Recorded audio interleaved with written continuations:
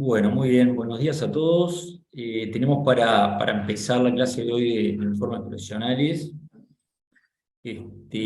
Así que bueno, ya somos un número de gente, creo que ya estamos en hora como para empezar, así que vamos a empezar con el tema de hoy. Esta semana tenemos para ver el tema de informes profesionales relacionados a información proyectada, así que bueno, vamos a empezar con eso. No sé si alguien tiene alguna pregunta que quiera hacer antes de empezar, o si no, ya empezamos con el tema que tenemos asignado para esta semana.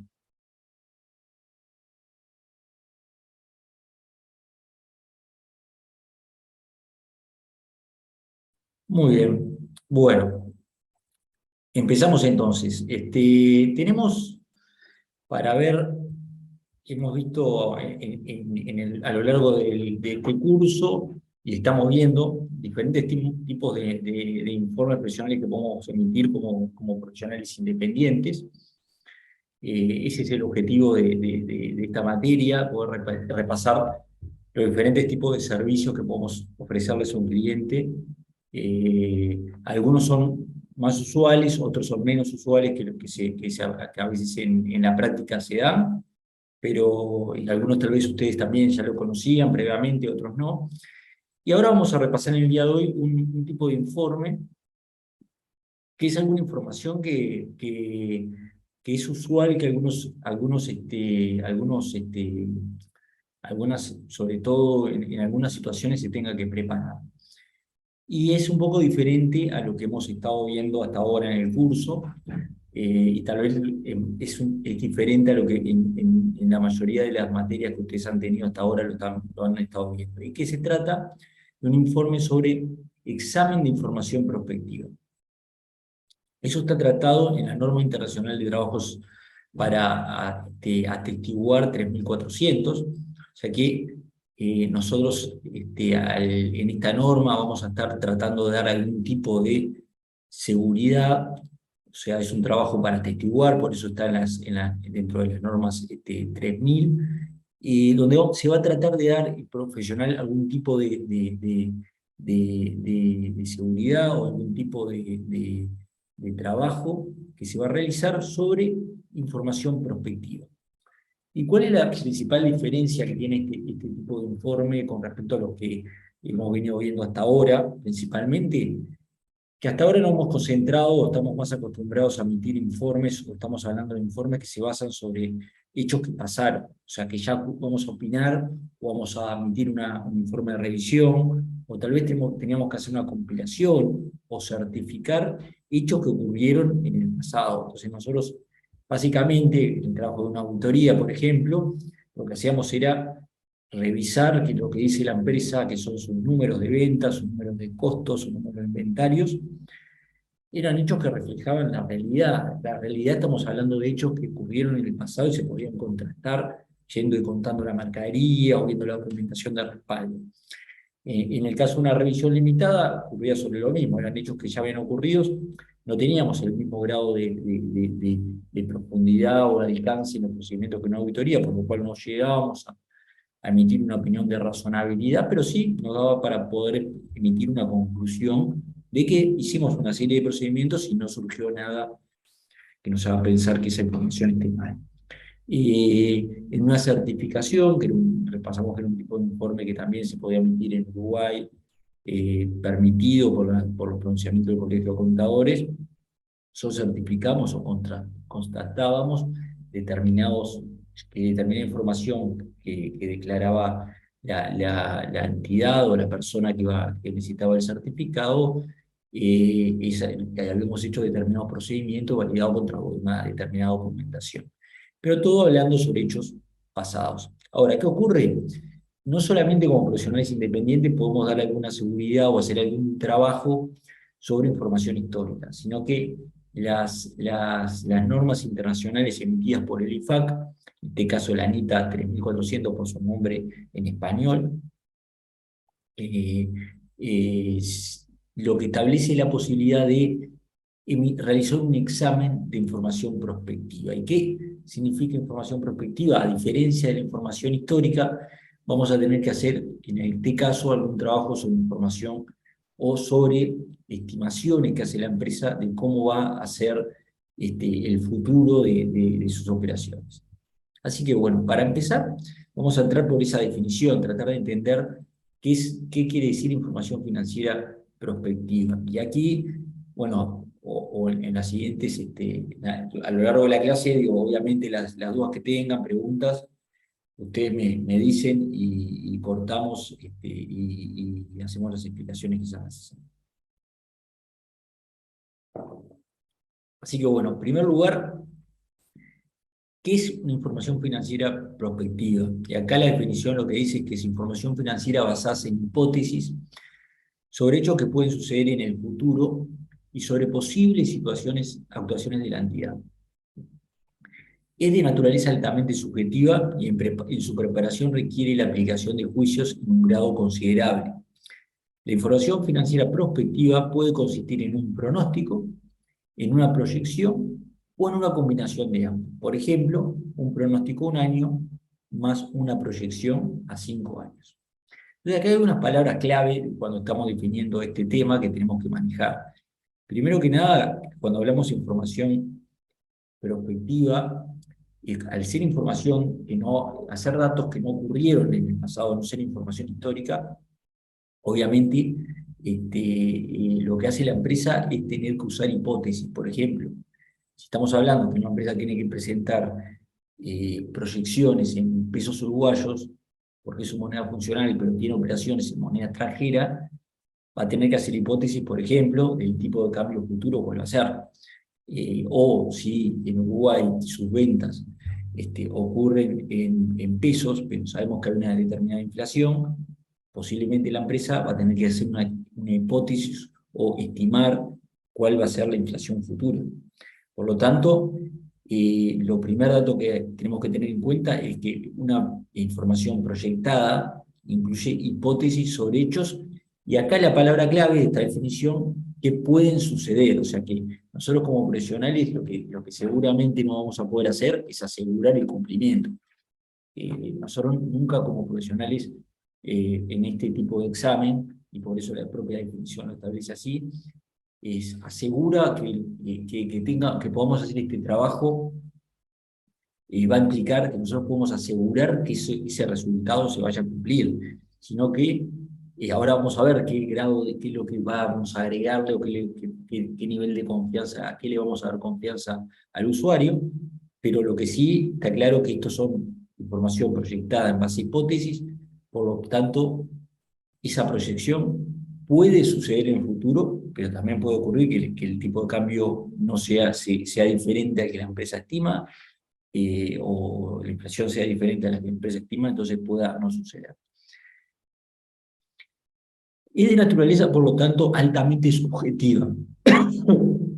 Y su preparación necesariamente requiere de juicio en un grado considerable. O sea, no estamos hablando de información histórica donde ocurrió o no ocurrió, sino que acá puede suceder y por lo tanto es necesario para preparar este tipo de proyecciones el juicio de la administración de qué es lo que espera que ocurra, ¿no? Y adicionalmente, acá al final la definición habla de dos tipos de proyecciones. Uno es un pronóstico y otro es una proyección. Entonces, la información prospectiva, decimos que es un pronóstico cuando en general ocurre en un periodo de tiempo muy corto, por ejemplo, un año, que es lo que dice la definición. Por lo tanto, al ser un periodo más corto, ¿qué diferencia tiene con un periodo, por ejemplo, de 5 años que para una proyección? Es que un periodo, cuanto más corto sea el periodo de la proyección o el periodo de la información prospectiva que se está estimando para adelante, cuanto menor sea el plazo que se estime, es más posible que eso realmente ocurra y que pueda ser la realidad en el futuro más parecido a nuestra proyección. Porque si la empresa estamos diciendo que está estimando solamente un año para adelante de proyecciones, posiblemente lo que ocurra en la realidad sea mucho más parecido a esa proyección, dado que, por ejemplo, lo que pueda ocurrir es que en ese periodo ya estén firmados los contratos que van a tener que ver de ventas, o la operativa de la empresa es muy difícil que vaya a cambiar de forma sustancial con lo que ocurrió en el pasado. Por lo tanto, un pronóstico generalmente incluye un periodo relativamente corto. Sin embargo, también cuando la empresa puede necesitar, por diferentes razones, hacer una proyección a más años, por ejemplo, 5 años. En ese caso, obviamente, es mucho más difícil poder estimar el tipo de cambio que va a haber de acá a 5 años. Si ya para un año es muy difícil estimarlo, de a 5 años para adelante es mucho más difícil, u otras variables que tenga que utilizar. Por lo tanto, no se puede hablar de un pronóstico de a 5 años, sino que simplemente es una proyección de lo que estima la sociedad. La sociedad o la entidad que estamos, que va a preparar esta información. Entonces, esa es la primera definición que tenemos que tener. Y algo ya lo adelantamos, pero vamos a tratar de profundizar un poquito en este concepto de pronóstico versus proyección, que es algo que la norma maneja, y por lo tanto nosotros, cuando habla de la NITA 3400, se refiere de que tenemos que diferenciar cuando estamos hablando de un pronóstico y una proyección. ¿Cuándo tenemos que hablar en nuestro informe de un pronóstico o cuando estamos revisando un pronóstico para una entidad que prepara esta información proyectada? Y un pronóstico, lo que dice la norma, es que significa información financiera prospectiva preparada sobre la base de supuestos respecto de sucesos futuros que la administración espera que tengan lugar y las acciones que la administración espera emprender a la fecha en que la información se prepara. O sea que acá hay un elemento clave, que es la palabra, por eso la subrayamos en esta presentación, que en el caso de un pronóstico son situaciones que la empresa espera que ocurran. O sea que quiere decir que, por ejemplo, la empresa pueda tener ya contratos firmados o son decisiones ya tomadas, por lo tanto, pueden ocurrir imprevistos, obviamente, en una información, en un pronóstico, no quiere decir que necesariamente se tenga que cumplir el pronóstico, porque pueden haber factores ajenos a la entidad, pero lo que se espera que sean los factores internos ya son factores que la entidad espera tomar, porque es un periodo corto y por lo tanto la empresa, si no ocurren factores externos, espera tomar esa decisión o eso va a reflejar lo que la entidad está en condiciones de manejar. Sin embargo, en una proyección, la diferencia principal es que esa información implica supuestos hipotéticos sobre sucesos futuros y acciones de la administración que no necesariamente espera que tengan lugar. Como cuando algunas entidades están, por ejemplo, en una situación de arranque o de empresa en creación, en los primeros años de una entidad, y está considerando un cambio importante, o está considerando un cambio importante en su tipo de operaciones. Por ejemplo, si estamos hablando de una empresa que se quiere instalar en Uruguay, es una empresa internacional, quiere instalarse en Uruguay, una persona física en Uruguay que quiere emprender un negocio en Uruguay, cualquier persona que quiere emprender un negocio, él va a un banco y le pide un préstamo. Y tal vez el banco lo que le pide es, bueno, decime una proyección de este negocio que vos pensás hacer, cuáles van a ser tu proyección de resultados y cuánto va a ser tu flujo de caja para el periodo del préstamo. En ese caso no tenemos información histórica, o la información histórica tal vez no va a reflejar lo que la empresa va a hacer en el futuro. Entonces, en ese caso, la empresa va a tener que estimar cuánto va a proyectar que va a vender luego de instalarse, o en el caso de que esté pidiendo un préstamo para aumentar su capacidad, para traer maquinaria nueva o implementar una nueva línea de negocios, va a tener que preparar información, la entidad, en base a elementos que no ocurrieron en el pasado, sino que va a tener que estimar qué demanda va a haber para ese producto, cuánto va a vender o cuánto espera vender, sobre algo que ya no ocurrió en el pasado, por lo cual va a tener que la empresa realizar supuestos de cuánto va a vender, de qué demanda va a tener ese producto en el mercado. Al no tener datos históricos, esto claramente no necesariamente puede ocurrir lo que la empresa estime. Entonces, en ese caso no podemos hablar de un pronóstico, porque no es algo que tenemos datos suficientes como para esperar que eso realmente ocurra, sino que es una proyección en base a algunos supuestos y en base a algunas hipótesis que va a tener que realizar la sociedad.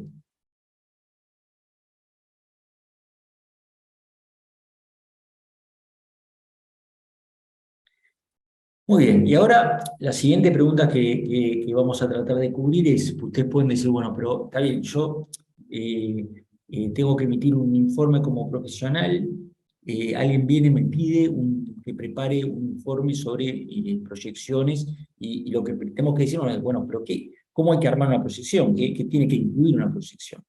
Y aquí la norma, la NITA 3400 no establece una forma fija o estricta o regulada en cuanto a cómo tiene que ser, sino que esa proyección se va a hacer flexible en la forma de prepararse esa información de acuerdo a la necesidad del usuario, o si es para el uso de la gerencia, de acuerdo a la necesidad de la gerencia. Entonces, por ejemplo, tal vez lo que pide el usuario, o el banco, o el tercero que va, o un inversor que quiere venir a invertir y pide proyecciones, tal vez le pida estados financieros, por ejemplo, completos, proyectados a 1 año, 2 años, 3 años. Entonces, en ese caso puede ocurrir que le pida, mira, preparar un estado de situación financiera, resultados, estado de cambio en el patrimonio, estado de flujo efectivo y notas para 3 años para adelante. Entonces, esos van a ser estados financieros completos que puede ocurrir que le pidan y tenga la empresa que preparar esa información proyectada completa, estados financieros completos de 3 años para adelante.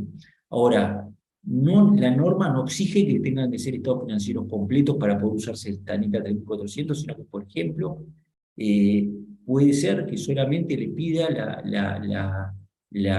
el usuario solamente un flujo de caja y preparar un flujo de caja bajo determinados criterios, y nosotros tener que emitir un informe bajo NITA 3400 sobre un flujo de caja.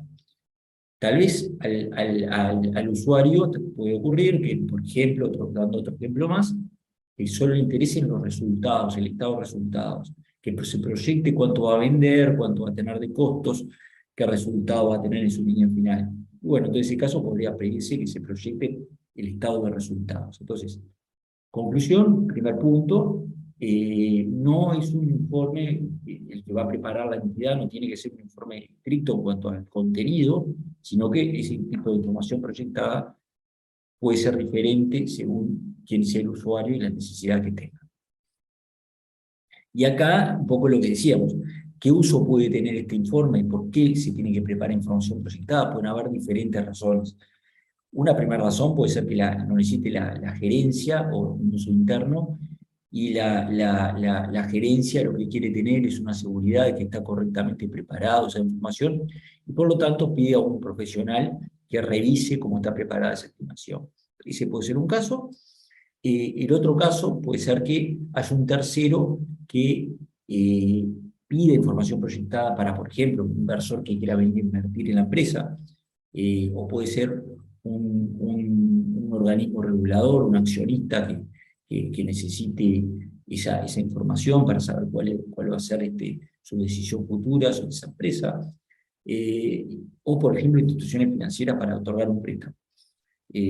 Tal vez lo más común, o lo que ocurre más comúnmente en este tipo de informes, es que lo puedan pedir sean instituciones financieras cuando van a otorgar un préstamo. Eso es lo más común, en general en plaza ocurre, de que una institución financiera cuando va a otorgar un préstamo pide una proyección, que la empresa prepare sus proyecciones futuras para poder otorgar ese préstamo, y que generalmente cubra el periodo del préstamo. Eso es lo más común, pero bueno, pueden haber diferentes situaciones para las cuales se use.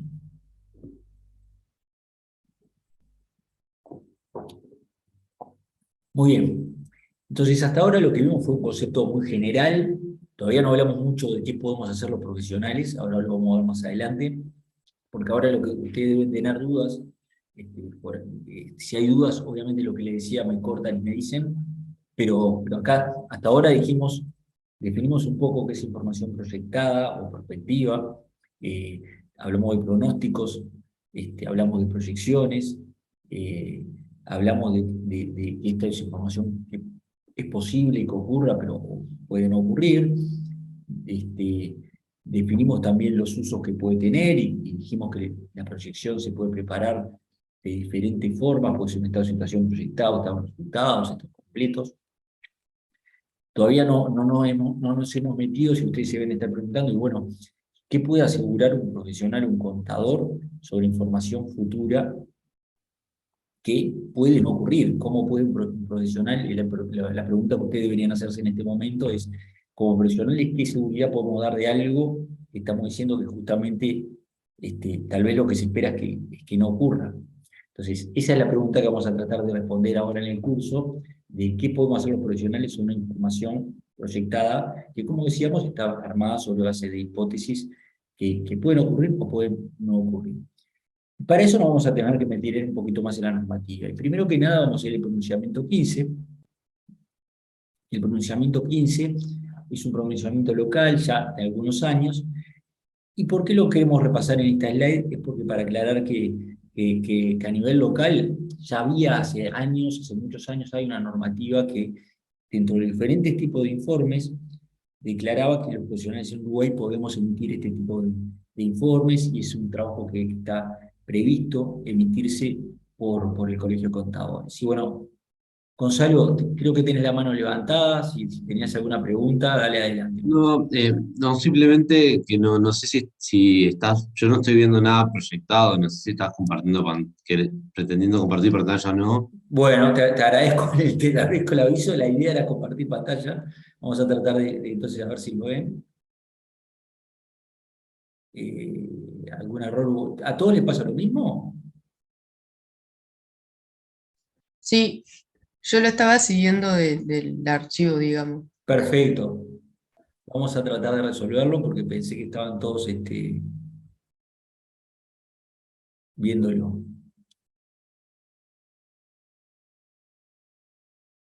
Dime un segundo. Lo otro, no sé si es a propósito, también si querer que el chat está deshabilitado. No es a propósito tampoco. No toqué nada con respecto a lo que hemos visto en otra clase. Ahí, a ver si ahí podemos. ¿Ahí ven algo? No, por ahora no. Bueno, vamos a ver qué podemos hacer.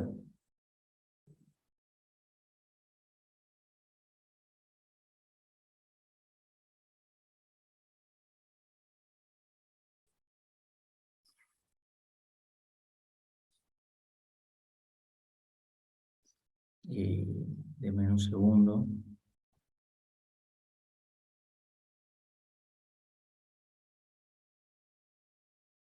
No, con host estoy, así que ese no es el problema.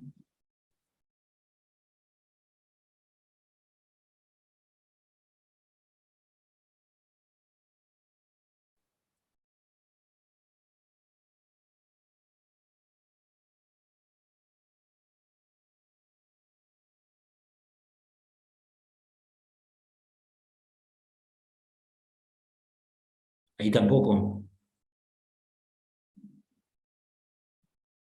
No, por ahora no. Está, si no, igual no importa, lo seguimos con el PDF, con la compañía. No, vamos a tratar de resolverlo, si podemos resolverlo. El chat, y así que tampoco no ven nada. A ver si prueba. A mí no me sale error. No ven nada ustedes. Sí, sí, vemos. Lo que dice chat deshabilitado, no podemos escribir. O sea, si Ok. prueba lo leímos. Por lo menos yo lo leí. No pueden escribir ustedes. Y no sé, se ve que se cambió algo en la configuración de Mm. la sala. Sí, algo pasó, pero yo no modifiqué nada y soy host. Y en la forma de entrar, entré igual que siempre, ¿no? A ver, vamos a ver si hay algo que. Deme un segundo.